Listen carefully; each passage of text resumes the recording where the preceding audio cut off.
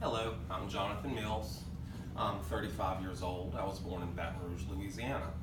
I've lived all over the place, though I've had a rather unusual upbringing. I'm still here, and I'm here to introduce myself to you. One of the items in this particular speech was to find an item that represented us.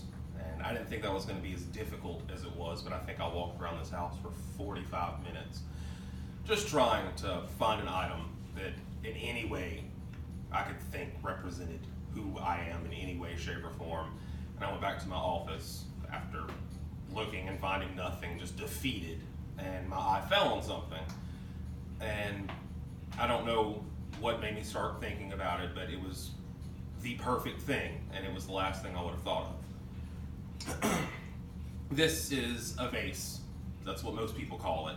I found out recently it's actually called a ewer. In ancient Rome, it was used to carry water and wine. It's really just, this one anyway, is handmade. It's a pretty, basically. It was made by one of the most instrumental people in my life, my great aunt, my grandfather's sister.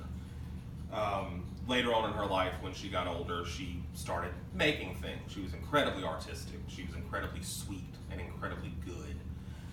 Ceramics were one of her favorite things to do.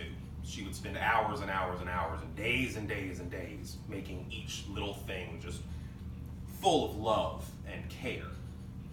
But the making of ceramics requires so much more. There are things that you never see that go into what makes the finished product. The most striking to me is the actual production. You have to flame them, you have to fire them in a kiln, and the heat is so high, it goes through so much heat that would reduce most things to ash. But the finished product, after flaming a piece of ceramic, is the base of a beautiful, beautiful item. This one's almost 60 years old. On top of the firing of the ewer of this particular piece, there's also many layers that go into the creation. And that's where I ascribe the ewer to me. I've gone through some rough things, a lot of rough things that probably would have broken a lot of other people.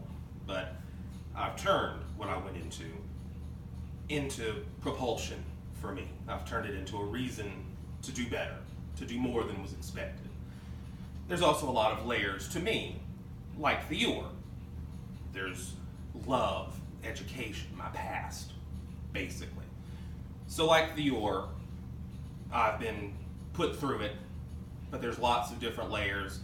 The end product is still hopefully going to be something very beautiful.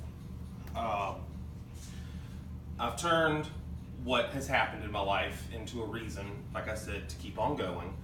Education to me is very important. Though I'm a little bit late at getting the education that I want, I'm hopefully going to be able to go through this and, like I said, end up beautiful.